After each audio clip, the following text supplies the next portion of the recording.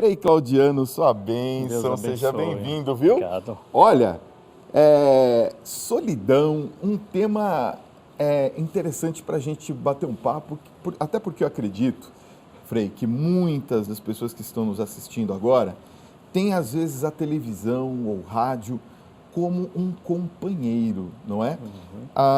Por acaso, a solidão ela já está muito presente na vida das pessoas, pelo que o senhor tem visto nas suas andanças? Nas minhas andanças, nos meus atendimentos com as pessoas, sempre percebo muita solidão. Né? E a solidão, ela é boa quando ela está em função de um bom relacionamento com os outros. Agora, aquela solidão em que você não consegue conviver com os outros, não consegue perdoar, não consegue amar, então fechar em si mesmo, essa é uma solidão que não é boa. Mas há solidão também das pessoas que abandonam os outros. Porque não é só um fechamento meu, mas pode ser o fechamento do outro.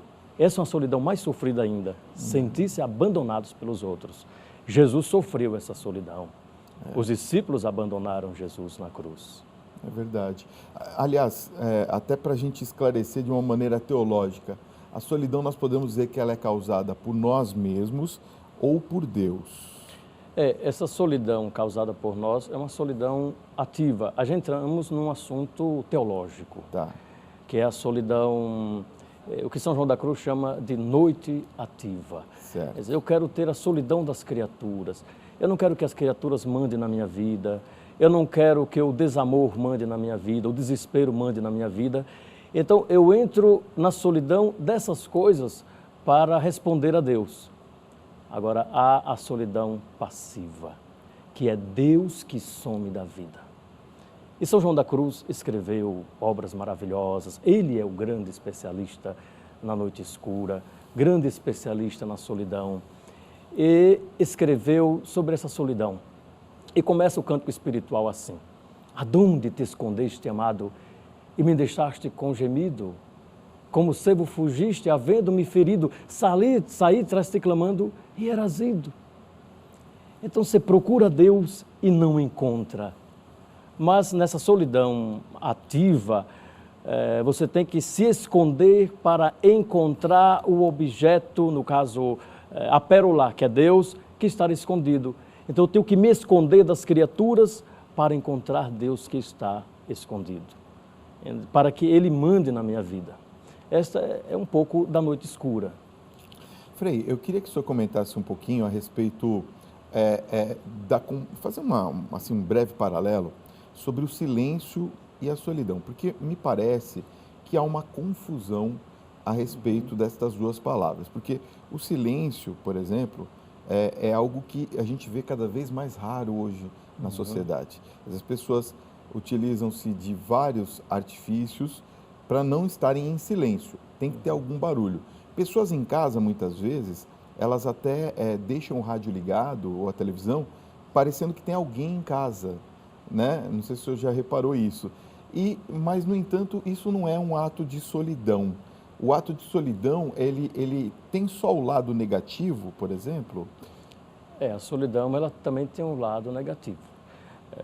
É uma solidão sofrida, o que é diferente da solidão sonora de São João da Cruz. Certo. Se eu não consigo fazer silêncio, ligo a televisão, acho pouco, ligo o rádio, fico com o celular, ou seja, faço tantas coisas e não presto atenção em nada. Eu estou só porque eu não me comunico, apenas eu escuto, muito barulho, não consigo fazer silêncio. Essa é um barulho terrível, porque destrói o relacionamento, você esfria relacionamento, você se enche do que vai atrapalhar.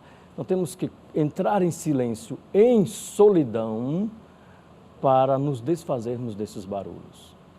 E claro, essa solidão acompanhada de oração. Que é o melhor Não de é tudo, né? uma solidão sofrida, é uma solidão com Deus. Com Deus. Quer dizer, uma solidão para escutar Deus. Ora, Deus é a fonte da vida. E como Ele é a fonte da vida, eu me aproximo da vida, para ter amor, para ter esperança, ter misericórdia. Se não tenho solidão teológica, eu vou aos poucos adoecendo o coração. Por quê? Porque vou guardando mágoas, vou guardando, aí vai acabando tendo ódio. Isso é terrível. Essa solidão é ruim. Agora, quando eu tenho Deus, Deus vai canalizando, limpando, purificando, e me ensinando, me iluminando o que devo fazer. A solidão, então, ela, de certa forma, podemos dizer assim, é necessária? A solidão é necessária. É necessária para se encontrar com a vida. É necessária, e tanto como você disse, Jesus, ele estava lá ensinando, dando catequese com os discípulos, com as multidões, mas tinha momento de solidão.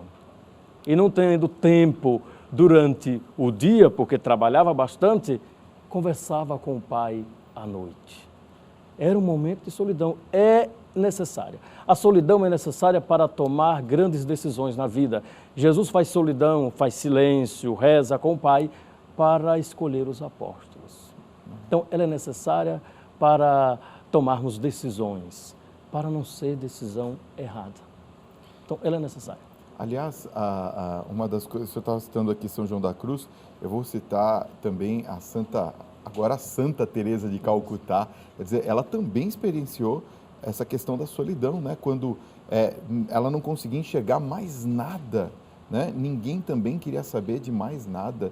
Ela foi posta para fora, né? Quer dizer, ela só ficou à margem e ela enxergou também aquelas pessoas que também vivenciavam essa solidão, que era a solidão daqueles que eram os mais marginalizados, não é? Bom, a Madre Teresa de Calcutá, Santa Madre Teresa de Calcutá, eu considero como uma madrinha na vocação. Em 1946, ela sente um chamado de Deus para estar no meio dos pobres mais pobres, as periferias. E porque ela tinha uma experiência mística revelada depois da sua morte, que era locuções interiores. Ela escutava a voz de Deus. Bom, até então, ela tinha encontros gozosos com Deus, se encontrava com Ele, escutava a sua voz, tinha certeza de sua presença.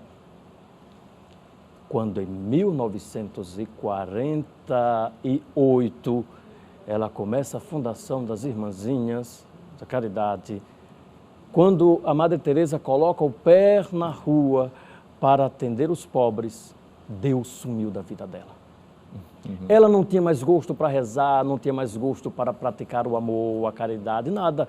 Sumiu completamente. 10 anos depois, ela já não aguentava mais tanta escuridão, tanta ausência de Deus. Ela pediu um sinal a Deus. Aí, em 1958, durante um mês, ela teve um encontro gozoso com Deus. Depois, sumiu. E ela diz, aprendi a amar a escuridão. Ela, vivendo essa escuridão, era a luz no meio dos pobres. Isso é noite escura, porque podemos viver uma escuridão e sermos amargos para os outros. Ela não. Vivendo na escuridão, saía de si mesmo para ir ao encontro dos outros. Isso é o amor.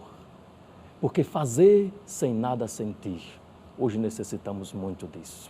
Necessitamos de pessoas que vivam o amor, que vivam não a partir do sentir, mas a partir do sentido. Isto é, o outro necessita e fazendo para o outro, eu estou fazendo para Deus. E ela morre em 1997, nessa escuridão.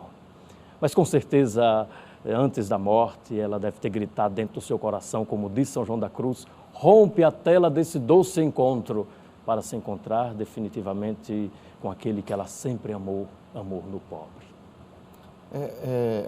Uma coisa importante que eu acho que o senhor poderia falar para aquelas pessoas que nos estão acompanhando agora, seria a respeito, justamente já nessa linha, aquelas pessoas que se sentem sós, solitárias no sentido da noite escura mesmo. Qual seria um exercício espiritual bom para essas pessoas? Aí eu pego o meu mestre, o meu pai espiritual, o reformador do Carmelo, São João da Cruz. O melhor exercício é se exercitar na fé, na esperança e no amor. No amor. Quando você não tiver vontade nenhuma de fazer o bem para o outro, faça. quando tudo ficar obscuro, eu não consigo mais ver Deus, então eu vou abandonar tudo. Não, não chute o balde. Mantenha-se firme na fé. Senhor, eu creio, mas aumentai a minha fé. Sede a minha luz. E sabemos que essa noite escura não é, a falta de luz, não é a ausência de luz, é o excesso de luz. É Deus que se aproxima de nós. E nós que estamos acostumados a conversar com Deus por meio dos gostos, dos sentidos, da imaginação, a noite escura nós não conseguimos mais meditar, não conseguimos mais conversar como conversávamos antes com Deus. Então é terrível. Então, mas é Ele que está nos purificando, purificando o amor, a esperança, purificando a fé. E é isso que deve fazer. Faça momentos de silêncio, faça. Nessa solidão, queira sempre estar com Deus, mesmo não sentindo a sua presença. Sentir é coisa pouca, tenha certeza que Ele está presente. Frei, eu queria que o senhor comentasse também um pouquinho, a gente falou um pouco dessa solidão escura, essa solidão que muitas vezes as pessoas não enxergam uma luz no fim do túnel, né, como estamos falando aqui, mas eu queria que o senhor falasse também um pouquinho da alegria da solidão, porque existe, como eu estava comentando agora, fazendo essa reflexão no início do nosso programa, existe evidentemente aquele momento em que você sente uma maior intimidade com Deus, porque a solidão permite que você também faça em sua memória momentos de reflexão sobre as suas atitudes e podendo corrigi-las futuramente, não é? Esse momento oracional, a solidão, né, da oração, é importante nós termos ela, e com que frequência seria importante nós mantermos esse momento de solidão oracional? Todos os dias. Todos os dias? Tem que ser uma vez por dia, se não pode 2, 3. Normalmente à noite, antes de dormir, no exame de consciência. Certo. Tire 5 minutos para fazer esse momento de solidão. Esse momento de solidão acompanhada. Não é só um momento que eu vou rever a minha vida, é o momento em que eu e Deus juntos vamos rever a minha vida. Exatamente. Então Ele vai iluminando, e sempre eu aconselho a começar com a invocação ao Espírito Santo. O Espírito Santo que ilumina, que dá força, encoraja. Então tenha coragem de entrar dentro de si mesmo para ir vendo aqueles grotões, aqueles bichos terríveis que fala Santa Teresa do Livro das Moradas. Você vai, não para brigar, mas para conhecer. E porque lutar você para de caminhar. Lutar consigo mesmo, lutar com seus problemas, você deixa de caminhar. E aí já é uma solidão sofrida. Você tem que ir nessa passividade, nesse amor e ultrapassar essas barreiras sem muita briga, só se conhecendo. É claro que a luta ela é necessária, mas se você ficar lutando demais, pode ficar só no campo de batalha e não atravessar para a próxima morada, segundo diz Santa Teresa de Jesus. E outra coisa importante também, que seria interessante o senhor comentar, o senhor tem uma espiritualidade tão bonita e nós gostamos tanto quando o senhor vem no programa, e chove de ligações, de pessoas participando, né? E é tudo muito gostoso que o senhor fala, mas o Carmelo, ele também traz essa espiritualidade da solidão, não traz não, Frei? O Carmelo é o espaço da solidão. É o espaço da solidão. O Carmelo nasceu no Monte Carmelo. Os eremitas que ficaram lá, eles amavam a solidão. Mas era uma solidão que não se ilhava do mundo. A solidão do Carmelo é uma solidão que se ocupa do mundo. É uma novidade teológica de Santa Teresa de Jesus. É uma solidão em que você se encontra com Deus para rezar pelo mundo. Quer dizer, a contemplação em Santa Teresa é uma contemplação apostólica. E como consequência disso, Santa Teresinha é padroeira das missões. Como pode alguém ter vivido a solidão, o silêncio, nunca ter saído da clausura e se tornou padroeira das missões? É porque na solidão nos ocupamos do mundo. Não para condenar o mundo, mas para amar o mundo. amar como Deus amou. Porque Jesus disse, amai-vos como eu vos amei. Isso que faz aquele que entra em solidão para amar. Então, eu peço às pessoas que revejam a sua forma de fazer solidão. Às vezes nós fazemos silêncio por fora, para fazermos um barulho dentro de nós, para nos enchermos de maldade, para arquitetar, destruir o outro, puxar o tapete. Isso não é bem cristão, não. Então você tem que fazer solidão para se livrar disso, para se livrar de querer mal o outro, destruir o outro, o ódio. A solidão é para vencer, a solidão é para nos dar docilidade. O que aconteceu com a Madre Teresa de Calcutá e com São João da Cruz também na prisão. Aliás, essa docilidade que o senhor fala é algo premente justamente dessas pessoas que fazem dessa prática uma realidade, até porque também a gente acaba observando que a pessoa se torna mais calma. Na correria do dia a dia, nós que vivemos aqui, não sei, vocês que de repente estão em cidades, como a Rede Vida é para todo o Brasil, né? Então tem cidades que são bem calmas, tranquilas e tudo mais. Mas aqui em São Paulo, por exemplo, isso aqui é uma barulheira tremenda. Só para chegar aqui na televisão, né, o que a gente enfrenta no trânsito, não é? Que a gente observa, né? Pessoas correndo, pessoas atropelando-se umas às outras, seja no transporte público, seja através dos carros que a gente vê no trânsito. Quer dizer, uma coisa interessante, as pessoas passam umas pelas outras e sequer olham nos olhos umas das outras. Eu não estou falando daquelas pessoas que estão excluídas, hein, gente? Estou falando pessoas que passam, às vezes estão no mesmo ambiente, num elevador, em algum lugar, e nem se cumprimentam, né, Frei? Isso é uma maneira de solidão também, não é? Ruim, mas é uma maneira de solidão, não é? Nas cidades pequenas, você chega num ponto de ônibus, conhece todo mundo, conversa, Exatamente. Se envolve. Mas na cidade grande, esse mesmo grupo se encontra todos os dias e não se ocupa de ninguém. Fica no seu celular, fica no WhatsApp, fica lendo alguma coisa, inventando alguma coisa para não se encontrar com os outros. Então, mas, ou seja, o que nós deveríamos fazer, chegando num ponto de ônibus, o que eu faço é dar um bom dia, boa tarde, boa noite. Quando eu pego um táxi, eu digo, eu posso sentar na frente? Já 5 vezes em São Paulo que eu não pago táxi. É mesmo, Frei? Eu vou conversando e aí o taxista, eu quero conversar um pouquinho com o senhor, e começa a conversar. E um dia começou a dar voltas. Eu digo, ei, eu vou ter que pagar caro. Não, o senhor não vai pagar nada. Eu deveria pagar o senhor. Isso me tocou muito. Olha só. Quer dizer, as pessoas, elas acabam vendo no senhor uma amizade como essa que eu citei de Jesus, não é? Que é o verdadeiro amigo que não abandona ninguém. Às vezes, um par de ouvidos para ouvir, não é? Isso é uma maneira de nós exercitarmos esse diálogo. Às vezes a pessoa não quer que você fale nada, às vezes quer que você ouça ela, né? Que às vezes em casa ela não tem quem o ouça, ou mesmo no trabalho não tem quem o ouça, não é?